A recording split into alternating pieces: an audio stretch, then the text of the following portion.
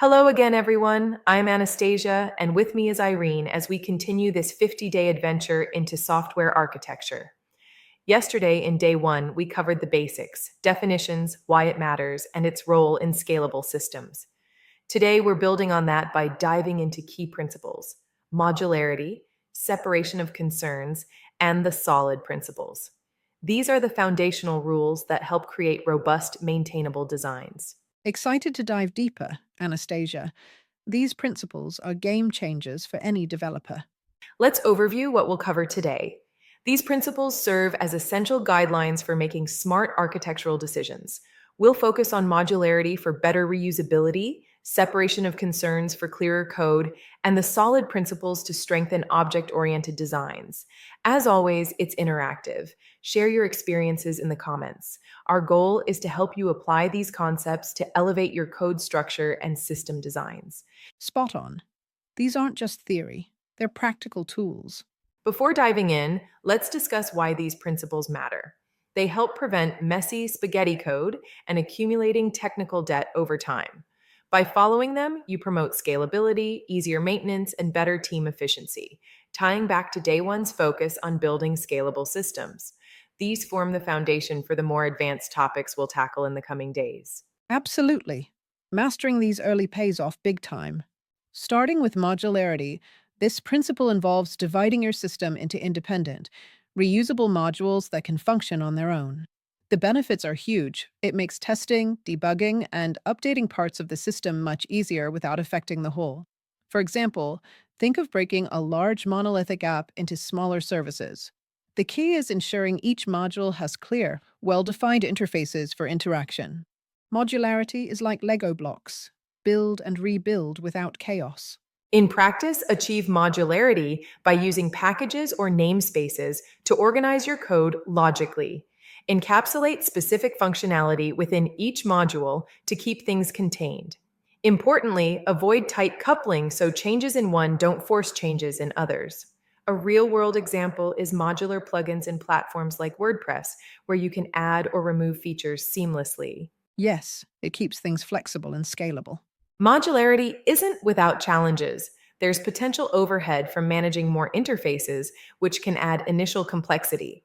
Finding the right granularity is key. Modules that are too small or too large can create problems. Use dependency management tools like NPM for JavaScript or Maven for Java to handle this. The balance is in creating modules that are cohesive internally but independent externally. Good point. Practice makes perfect here. Next up is separation of concerns, or SOC, where each part of the system handles a distinct concern without overlap. This reduces overall complexity by isolating responsibilities.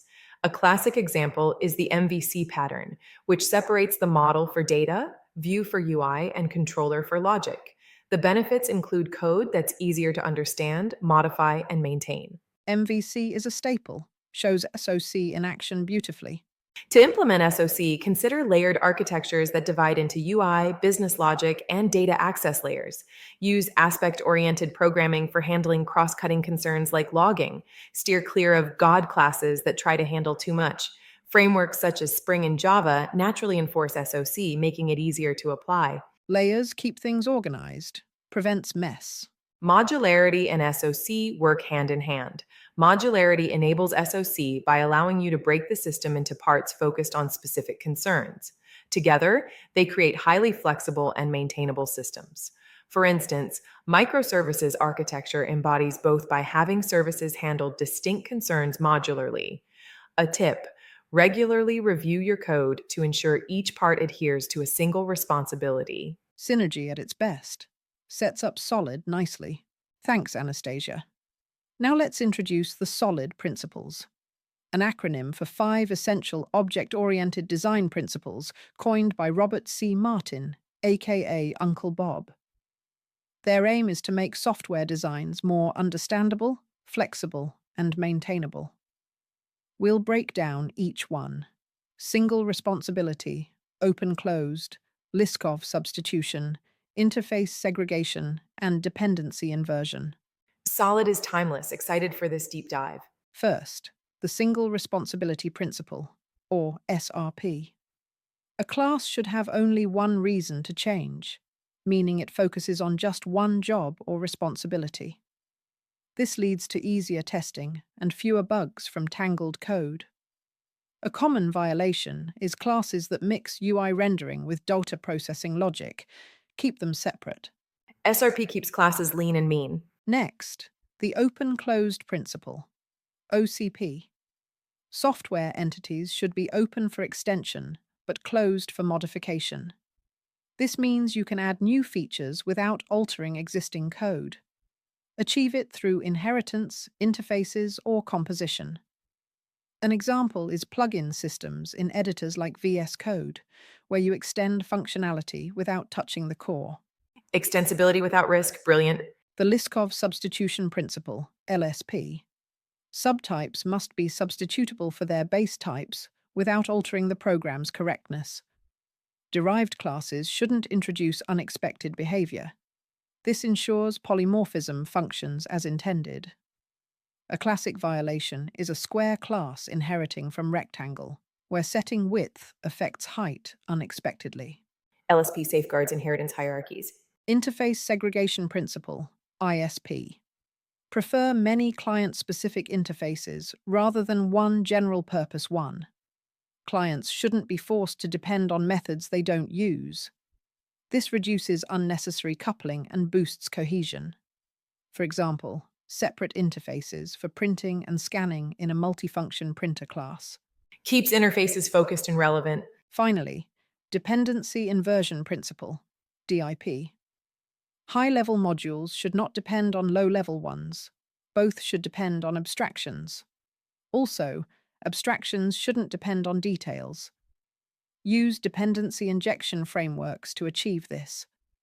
The benefits include easier swapping of implementations, like changing databases without rewriting code. DIP flips dependencies for flexibility.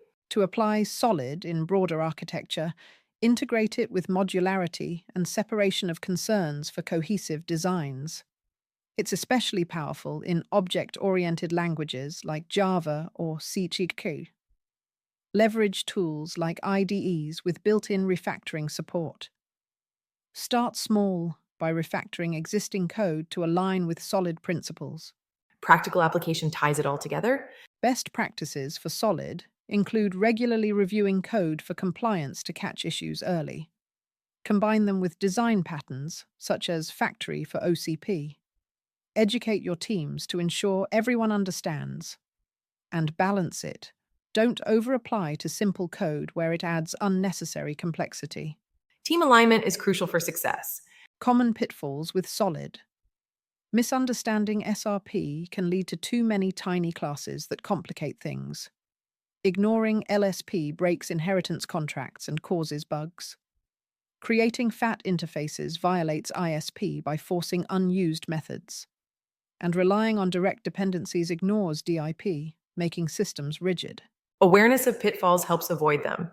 Let's recap day 2. We covered modularity to enable reusability and independent development. Separation of concerns for clearer, less complex code. And the solid principles: SRP for focus, OCP for extension, LSP for substitution, ISP for segregation, and DIP for inversion. The key takeaway is that these principles guide you toward building better, more resilient architectures. Tomorrow, day 3 will overview architectural styles, comparing monolithic versus layered and their use cases. For homework, try applying solid to a small code snippet from your projects. Questions? Drop them in the comments. We'll reply promptly. Thanks for tuning in. Like, share, and subscribe to keep up with the series.